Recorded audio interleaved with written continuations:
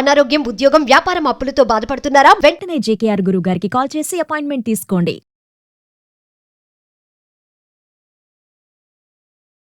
నమస్తే, welcome back to Suman TV. ప్రస్తుతం మనతో పాటు ఉన్నారు కేరళ జ్యోతిష నిపుణులు, life coach, manifestation coach, money coach, date of birth లేని వారికి పుట్టుమచ్చల శాస్త్రం, ప్రశ్న శాస్త్రం, హస్త సాముద్రిక, బహుముఖ ప్రజ్ఞాశాలి జేకేఆర్ గారు ఉన్నారు. గురుగారితో మాట్లాడదాం. నమస్తే అండి. నమస్కారం. గురుగారు, మరి శ్రావణ మాసం వచ్చేసింది. ఇప్పుడు మహిళలందరూ కూడా వరలక్ష్మి వ్రతం కోసం రెడీ అవుతుంటారు, ఆల్రెడీ స్టార్ట్ చేస్తూ ఉన్నారు. అంటే ఒకసారి ఈరోజు మా మహిళా వ్యూవర్స్ కి వరలక్ష్మి వ్రతం ఎలా చేసుకోవాలి, ఎలా అంటే కొన్ని మిస్టేక్స్ చేస్తూ ఉంటారు తెలియక కొంతమంది, సో ఒక్కసారి పూర్తిగా. వాస్తవంగా వరలక్ష్మి వ్రతం అంటే చాలా ఇంపార్టెంట్ అమ్మా. ఈ శ్రావణ మాసం రాగానే ప్రతి ఒక్క స్త్రీ వరలక్ష్మి వ్రతం చేయాలని రూపులు చేయించుకుని చాలా రంగరంగ వైభవంగా చేస్తూ ఉంటారు. వాస్తవానికి ఎన్ని వరలక్ష్మి వ్రతాలు చేసినా ఈ వరలక్ష్మి వ్రతం యొక్క మహత్యం ఏమిటి, దాని యొక్క విధి విధానం ఏమిటి తెలుసుకుని చేయటం వల్ల విశేష ఫలితం కలుగుతుంది.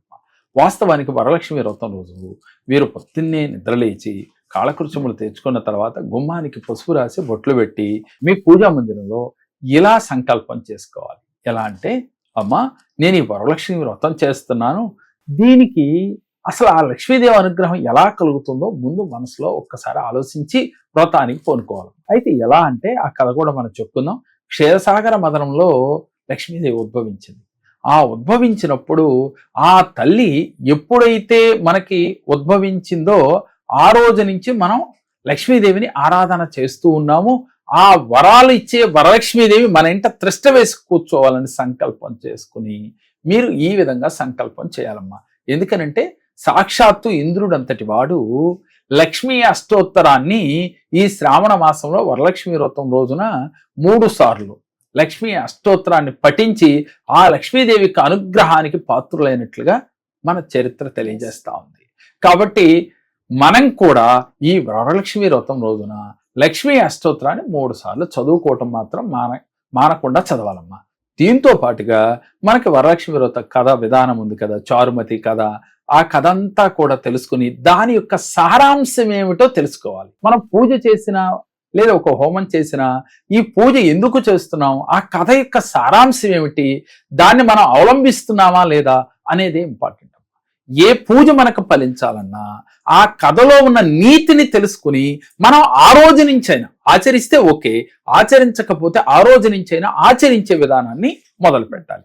ఉదాహరణకి పూజ మొదలు పెట్టబోయే ముందు అన్ని ఏర్పాటు చేసుకుని 9 సార్లు గాలిని గుండె నిండా పీల్చుకుని, అలాగే పీల్చుకునేటప్పుడు ఆ వరలక్ష్మీదేవికి అనుగ్రహం మీకు నిండుగా కలిగినట్లుగా ఫీల్ అవుతూ ప్రతి నిత్యము కూడా అమ్మవారు మీ గుండెల నిండా నిండిపోయినట్లుగా ఫీల్ అవ్వాలి అనుగ్రహాన్ని. అలాగే వదిలేటప్పుడు మీలో ఉన్న నెగిటివ్స్ ఏమున్నాయో అవన్నీ కూడా బయటకు వదిలినట్లుగా ఫీల్ అవుతూ ఒక 9 సార్లు చేయాలమ్మా. చేసిన తర్వాత మీరు అలవాటు ప్రకారం మీరు ఎలా చేస్తారో అలాగే చేసుకుని ఈ చారుమతి కథలో ఆ వరలక్ష్మి వ్రతంలో కథ ఉంటుందమ్మా, అది చారుమతి కథ. ఈ చారుమతి కథలో ఉన్న దాని ప్రకారం ఆవిడ అత్తమామల్ని ఎలా చూసుకునేది, భర్తని ఎలా చూసుకునేది, భర్త పట్ల ఎలా ప్రవర్తించేది, అత్తమామల పట్ల ఎలా ప్రవర్తించేది అనేది ఆ కథ తెలుసుకుని దానిలో ఉన్న సారాంశాన్ని వీళ్ళు గనక పాటించడం మొదలు పెడితే, ఇప్పుడు వరకు పాటిస్తే ఓకే, పాటించకపోతే ఆ రోజు నుంచైనా పాటించడం మొదలు పెడితే మీకు తప్పకుండా వరలక్ష్మి యొక్క అనుగ్రహం కలుగుతా ఉన్నాం. వాస్తవంగా మనం ఏం చేస్తామంటే ఓ బుక్ తీసుకుని ఆ బుక్ ప్రకారం అష్టోత్తరాలు మనం దాంట్లో ఉన్న దాని ప్రకారం పూజ చేసేసుకుని నేను వరలక్ష్మి వ్రతం చేసేసుకున్నానని కంకణ ధారణ చేసుకుంటారు, పూజ అయిపోయింది అనుకుంటారు. తర్వాత ఆ సాయంత్రం నుంచి ఏదో ఆ సాయంత్రం చేస్తారు, 2వ రోజు మళ్ళీ మామూలు అయిపోతారు. కానీ ఏ పూజ చేసినా దానిలో ఉన్న సారాంశాన్ని మన మైండ్లో పెట్టుకుని ఆ రకంగా అవలంబించినట్లయితే మీ జీవితంలో లక్ష్మీ కటాక్షం శీఘ్రమే కలుగుతా ఉన్నాం. కాబట్టి ప్రతి స్త్రీ కూడా అత్తమామలను గౌరవించాలి, అలాగే తల్లిదండ్రుల్ని పూజించాలి, భర్తని గౌరవించాలి. ఇవి చేయలేకపోతే జీవితంలో సక్సెస్ రాదు ఎన్ని వ్రతాలు చేసినా. ముఖ్యంగా శ్రీ వరలక్ష్మి వ్రతం చేసేటప్పుడమ్మా భార్యాభర్తలు ఇద్దరూ కలిసి చేస్తే అద్భుత ఫలితాలు ఉంటాయి. సతీ సమేతంగా చేస్తేనే ఫలితం ఎక్కువగా ఉంటుంది. కాబట్టి ఈ వరలక్ష్మి వ్రతం చేసేటప్పుడు సతీ సమేతంగా ఈ సంవత్సరం చేసి మీ జీవితాల్లో అద్భుత ఫలితాలు మీరు పొందాలి. అలాగే దీనితో పాటుగా నేను కొన్ని మంత్రం చెప్తాను, ఆ మంత్రాన్ని ఆ పూజ అయిన తర్వాత అయినా ముందుగా కానీ అవకాశం ఉన్నన్ని సార్లు ఆ రోజు కనుక జపిస్తే ఆ సిరుల తల్లి శ్రీ మహాలక్ష్మీదేవి, ఆ వరలక్ష్మి అమ్మవారు మీ ఇంట్లో త్రిష్ట వేసుకొని కూర్చుంటుంది. జననీ కనకవృక్షం దక్షిణాం తీర్పయామి. ఈ మంత్రాన్ని మనసులో అన్లిమిటెడ్ గా రోజల్లా కూడా చదువుకుంటే మంచి అద్భుత ఫలితాలు వస్తాయి. ఓం ఐం హ్రీం శ్రీం ధనం దేహి దేహి ఓం.